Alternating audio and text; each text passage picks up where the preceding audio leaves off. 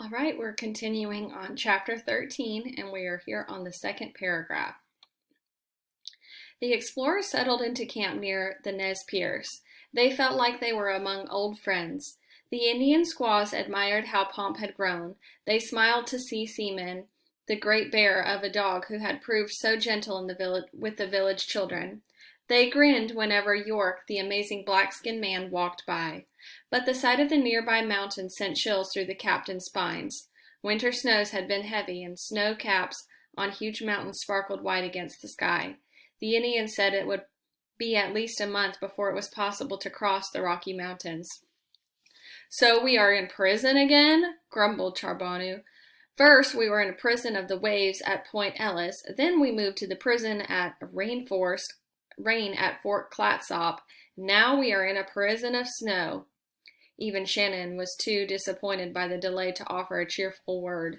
If this was the last bite of dried fish I never had to chew for the rest of my day and my life, I would not be in least bit sorry, he declared at supper. He tossed a few pieces of fish to Seaman, who scrambled to his feet and caught them in midair. Mr. Charbonneau, said York, you remember that sausage that you used to make out of buffalo when we were in the plains? Ah, yes, Charbonneau said. Whew, gotta sneeze.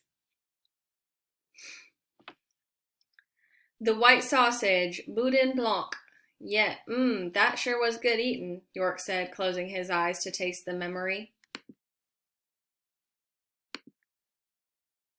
Seaman padded over to York and nuzzled his fingers. York smoothed the fluffy hair around the dog's ears.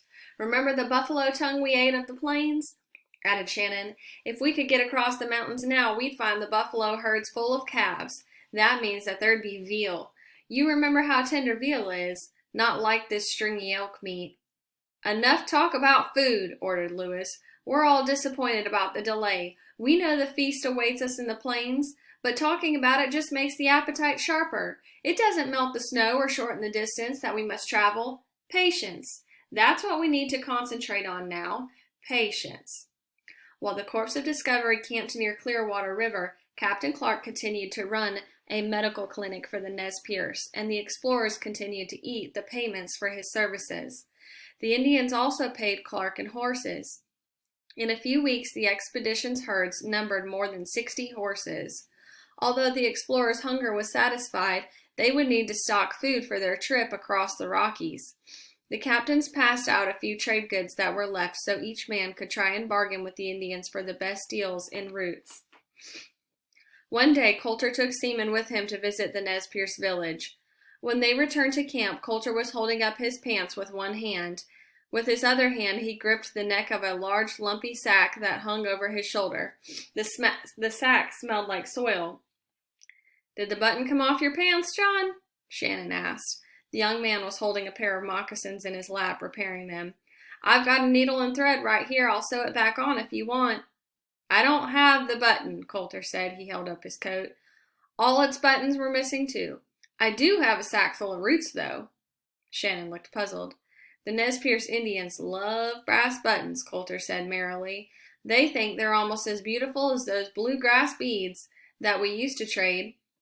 We're out of the blue beads, but we have plenty of the brass buttons. They're all over our clothes. Coulter cut strips of elk hide and sat down on a log and began braiding them into a rope that he could use as a belt. Seaman paddled over and laid his big head on Coulter's lap.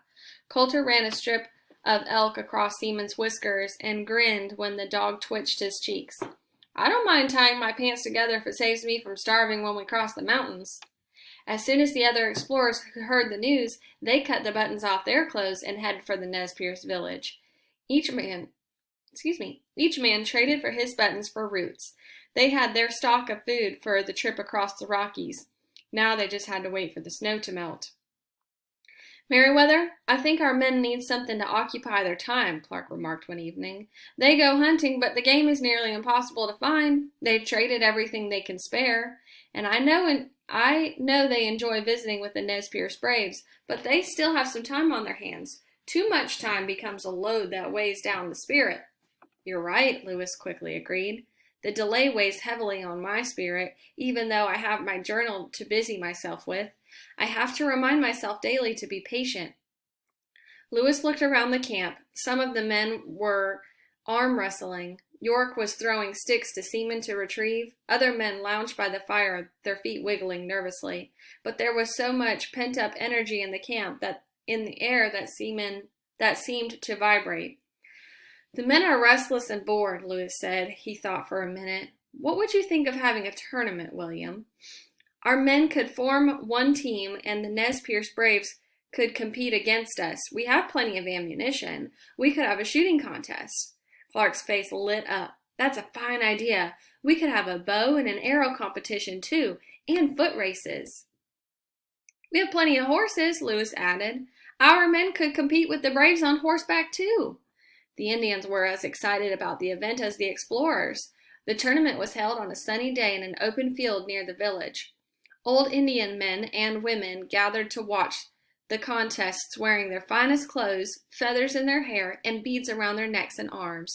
The children sat in little groups, eager to jump in and carry the braves' weapons or hold onto their horses. Lewis took Seaman to a shady spot near the edge of the clearing and told him to stay. Seaman settled down on the ground, his front legs crossed lazily, and his head high to watch the competitions. The captain came and sat next to him during the foot race. When Coulter raced by, Seaman sat up and whined. Down, Seaman, Lewis said, stroking his back. You can run with Coulter tomorrow. This is a race for two-legged runners only. The shooting contest was next. The explorers took the prize. Captain Lewis became the tournament's champion marksman when he twice hit a mark at a distance of more than 200 yards. The explorers cheered proudly. The Braves won the bow and arrow competition. They also proved to be better riders. Even John Coulter, the wildest of the white men, couldn't ride a horse as fast as the Nez Perce Braves. Look at that horseflesh fly. Those Braves swooped down a hill faster than an eagle. Coulter whistled as he watched the Braves. He was standing near Seaman and ruffled the dog's fur. They ride as naturally as you swim, Seaman. They were born on the back of a horse.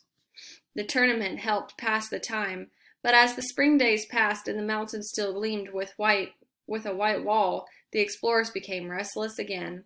The captains decided to move their camp close to the mountains to the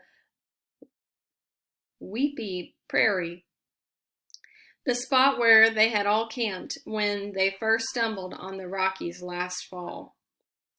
They waited until June 15th and then decided that it had warmed up enough to risk a crossing. On the first day of travel, the route looked promising. Delicate wildflowers bloomed on the hillsides, but the next day, captains knew that they had started too early.